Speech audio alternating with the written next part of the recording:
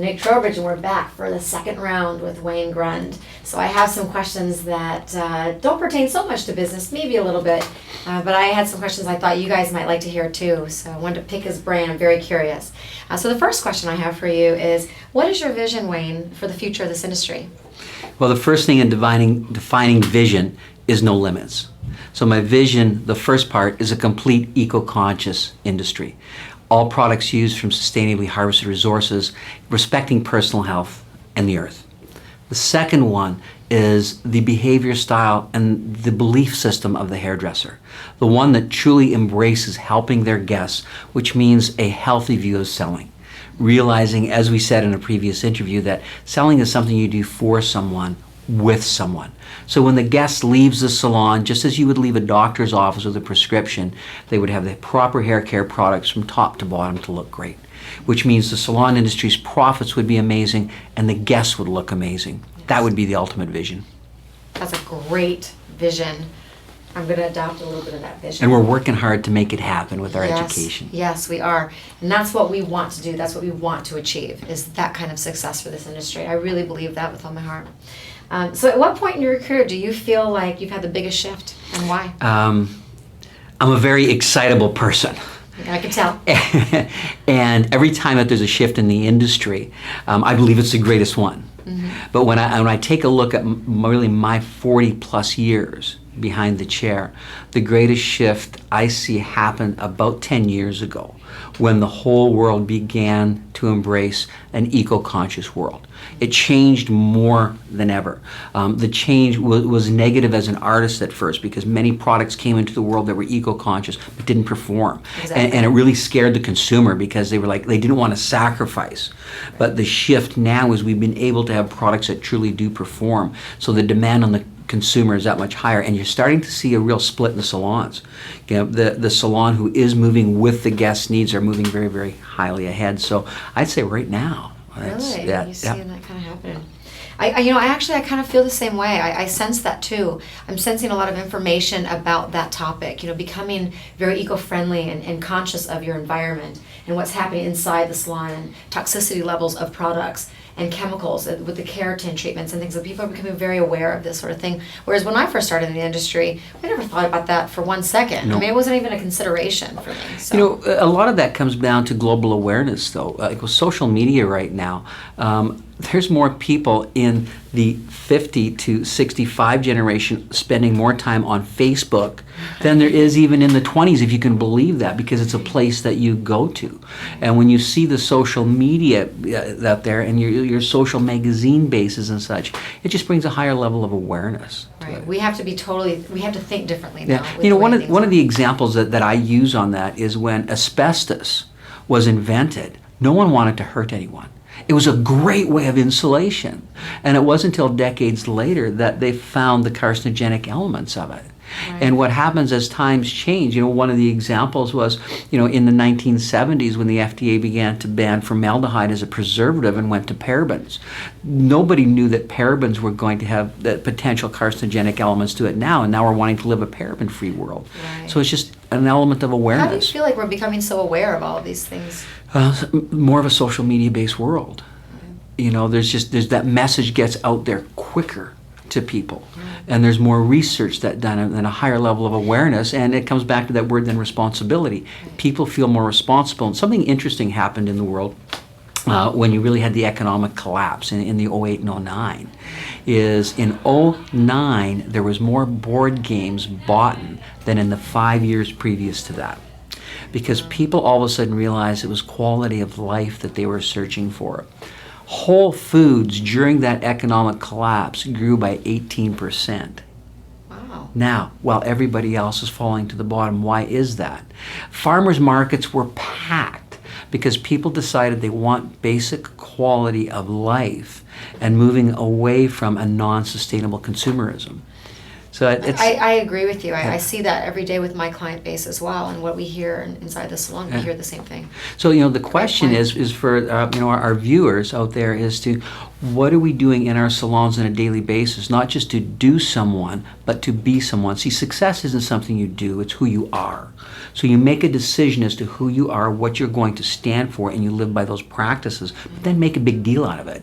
Really let your guests know of it, and the change is there for you. So it's a very exciting time we're in right now. Yeah, I agree with you. So what additional focuses would you like to add to the Surface line in the future? Well, it's funny you ask that, and it ties into the conversation we're going into, because this coming March we're launching organic blondes. It's a true organically based bleaching process. Oh. And it's also a toning process without the use of any PPDs. Wow. Whatsoever. Very exciting. We're using a pectinase and driving it with babassu oil so that it encapsulates any free radicals. Right upon lifting, the free radical is captured within the hair. So it's a very exciting world. We've put our heart and soul into it since basically Surface started. We've been researching it. Wow. And our base ingredient that we work with is a certified organic babassu oil. And babassu oil melts at body temperature, which gives it tremendous not only antioxidant but penetrating properties. And every product you'll ever work with has two categories. It has drivers and it has actives. Actives is what do the stuff, make the work. Drivers is what take them into it. Right. So by incorporating babassu oil as a driver, we've been able to move into organic blondes like you've never seen before. And again, it's going to give a marketing position for salons that is huge. I can't imagine. We've replaced ammonia with a complex of minerals. And so you can take your lifting powder, which is a translucent, mix it, and we don't use a masking of odor. We don't use a fragrance in it. You can put it right in your nose and you can tell that there is no ammonia or base of ammonia substance in it. Wow, how did you come up with this idea? That's brilliant.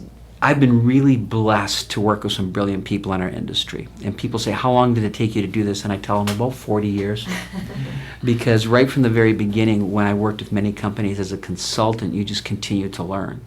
And in this past year, in knowing what babassu oil could do and what other properties we could combine it with, and how removing gluten turned us on to amaranth, and the amaranth we have found to be the most amazing protein. And the Academy of National Sciences name it as one of the world's #1 base proteins. So we just worked really hard to pull it all together with it. It's very exciting. I am beyond excited to see what that turns out to be. Yeah. So when do you think that's going to launch? Well, it is for sure. It's all set. It's going to be shipping out in the beginning of February, so it'll be going into salons in March. Nice.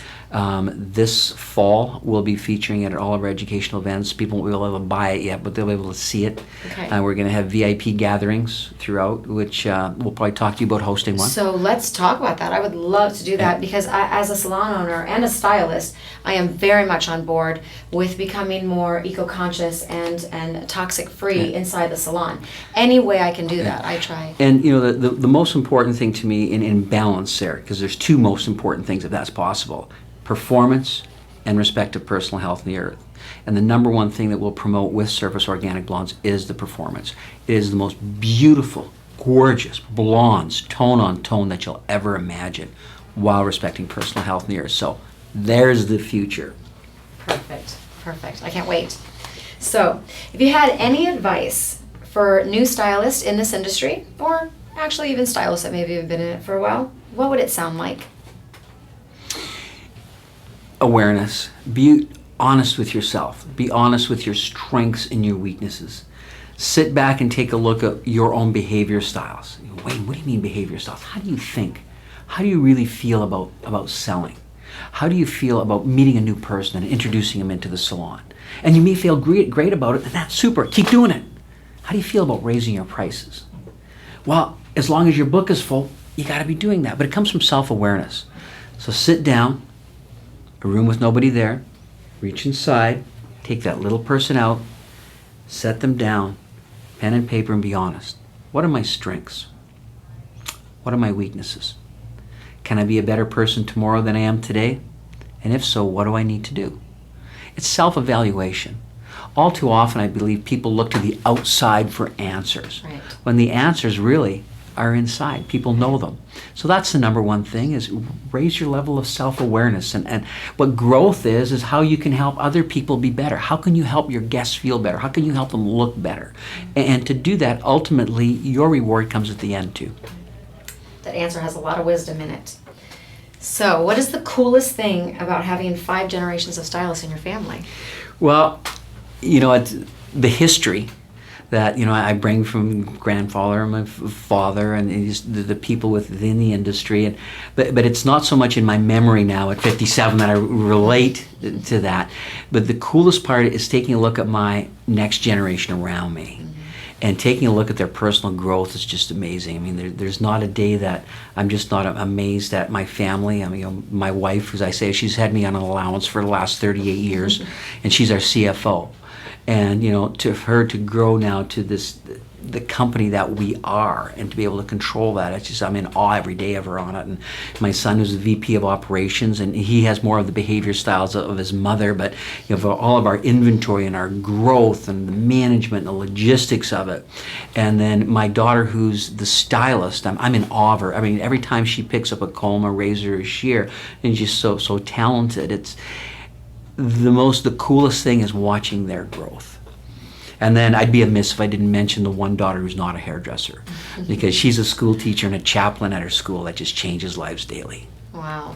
So does she ever want to be a stylist, or she's totally out? We contract her once a year to do training for our educators, because she's a very accomplished actor as well. And she trains in our Ovations programs, of how to get out of your way and let yourself go through. Wow. How to be a presenter. So in a way, she is part of our company in personal development. She is amazing. Right. So I read somewhere that you clocked over 195,000 miles per year in travel. That is a lot of travel. It's a lot of miles. Fly a lot. So any tips on flying? A couple. If you can ever not check a bag, don't do it. Pack on whenever you can, because some of the greatest stress, and think about this, when you go in and you have to check the bag, that's 30 minutes there, then you got to wait for the thing to come around, it's 30 minutes there. Right. Today, I'm going to actually have probably 4 different flights with it. So if you don't have to check a bag, don't do it. And really, today, Wayne had 4 different flights, and he did it for us. So we're very, very happy. Got one other tip. Yeah. Smile a lot. See a lot of humor in the challenges around you, and it's an airplane. Yeah. It's going to have challenges. And if there is mechanical difficulty, be thankful you are sitting on the ground with it. And have a good book, maybe. Yeah, that's it. That's what I try anyway. So, what's the one most unique thing, or a unique thing about your family's salon, Visions? Would you like to share about that? Do you have anything really special about your salon, or anything really unique that you think another salon owner maybe could adopt into their salon world? Expectation of leadership. When I'm not in the salon anymore, but my daughter is, and she walks the talk on a continuous basis. And when I saw that question you were going to ask me on it, I didn't know how I was going to answer it at first, but immediately it came to me, because Jackie does her written recommendations. She does her rebooking process that way. So everything she coaches, she walks the talk. And it's frustrating, because I see in many circumstances that leadership in a salon, they're busy. So they don't walk the talk of the system as much. So if there's one thing I have to say is that the family walks the talk. I think that's such a key point to a successful salon. The leadership is key. Make sure the leadership, you guys are doing everything you're supposed to be doing, or you're asking your staff to do. It's like in the military, right? Front line. If the general's willing to be on the front line, everyone's going to follow you to the end. So I really agree with Absolutely, that, and great analogy. So. Yeah, the front lines. That'll be at the next staff meeting they call me into. Exactly. So the Surface family has been involved with World Vision by donating 10% of profits to help sponsor children. This is really inspiring. I when I read this about you, I did a little bit of research about you and read a little bit, so I knew a little bit more about you, but this part really stuck out to me. I felt very connected, because it's a belief system that I also have. I try to create help and just create goodness in the world whenever it is. It's a philosophy I try to live by and teach my children. So can you tell us more about the World Vision and your decision to commit to that, and how is that possible for you to do that? That is such an enormous amount of donation to really give. My wife and I have been connected with World Vision for 38 years now. And it began, we were married in 1978. It was the same year that we opened our first salon, which was 100 square feet in the back of an auto body shop, by the way. And came home from work, and she was crying. And I asked her, like, what was the matter, and she goes, I know we can't afford it. It's a big year for us, but I just finished watching the television program, and I called in, and we've sponsored a World Vision child, and at that time it was $19 and some cents a month. And I says, well, honey, don't worry about it. I mean, that's we'll be able to do that, and I think it's a really honorable, wonderful thing to do. And the next thing you knew, a couple times a year we would get cards from them, and it just made you feel so good as to what you were able to do with it. And when we started the company, we decided that we were going to designate, do smaller giftings in area, but 10% was going to make a major difference in the world. Right. And now we have 50 children and their families sponsored, which means that they have food, they have shelter, they have the medicines that they need. We've seen families actually grow out and become self-sufficient, sustainable with it. And World Vision has done a wonderful job of connecting the sponsors with the children as well. So a couple times during the year, we'll get letters from the children that are interpreted, and my wife physically sits down with all 50 and sends them back. Amazing. And this last year we made a conscious choice, because there's been so much devastation and disaster in the world, that we didn't add on to our families, but we became a corporate sponsor for relief. So for example, when there was the disasters and the typhoons, and even New York City when the wave came into it, World Vision was a sponsor, and we were a corporate sponsor of support in that area.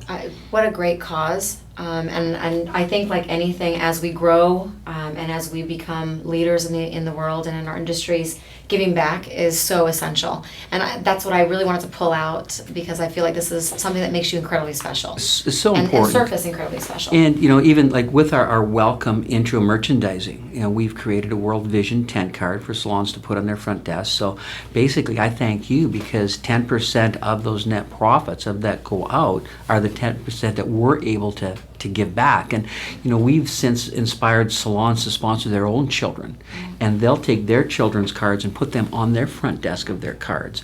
And then it's about inspiration, right? And then you've got people going to salons and going, what is this about? Oh, you know what? My husband and I are going to do that. And so ultimately, we leave the earth a better place. Exactly. Everybody does. Exactly. And so what was the process of that? Do you think that's fairly easy to do? Very, very, very easy. I mean, you can go online, and there's a Canadian chapter, which we work more direct with, but we sponsor internationally. There's a U.S. chapter for it. Over 80% of their funds go into actual support, which is so important on it. So I think Wayne and I, we would both agree WorldVision.com. to encourage you to get out there with either World Vision or anything. I have my charities of choice and causes of choice as well. But I think if you get out there and you put good into the world, it comes back to you, doesn't it? Absolutely, absolutely.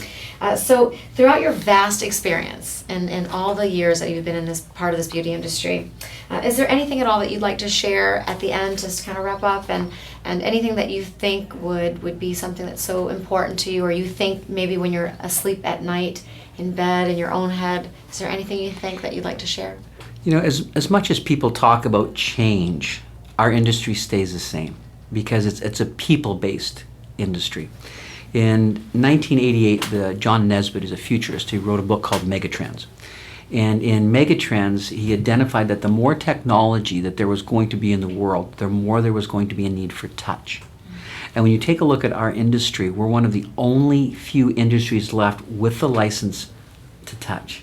Right. So understanding our communication skills, and today's guest that comes in and sits in your chair, they may have not really connected with another human being all week. They were in front of a computer. And when they sit in front of your chair, you're the human hands that go onto their shoulders, and you can feel them go, So our responsibility is to be, we call them surface day makers for every guest that sits in our chair. We have to be on our A game. And to be on our A game is everything that we've talked about through our conversation and our past interview, is you never set any limits on that guest. Exactly. Is you just experience everything that you possibly have in your salon to help them. And one of my first interviews I ever did in the mid-1980s was with Modern Salon. And they asked me what I felt the key for success was. And I called it the naturals, and they did the naturals on it. And I was so wrong. on that interview, because I said the successful people are the naturals mentally. Is they can be working on a guest and their next guest comes in, they got a little voice pops up in their head and they go, oh my goodness, I know she's only in for a cut, but that color's gonna look so good on her, and that new spray we got, and the new mask we got, it's gonna be perfect for her. Right.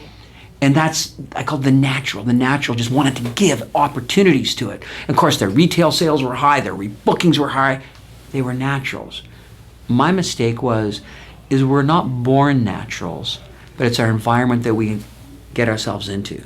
So surround yourself with great, positive, growing people, and then realize that our job on earth is to be a better person tomorrow than we are today. How do we grow?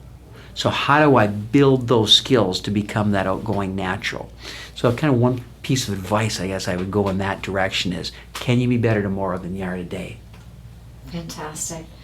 So not only did I think that, did I just learn a little bit about you, Wayne, but I learned a little bit more about our industry. And I am so thrilled to have this opportunity to talk to you. Thank you for taking the time and coming here and flying here, actually, and just sharing some thoughts with us. Nick, absolutely my pleasure. And thank you for such a wonderful project to help our industry be better tomorrow than they are today. Now it's up to you. So thank you very much for joining us today. We're the Statements Project, and we're driven to inspire.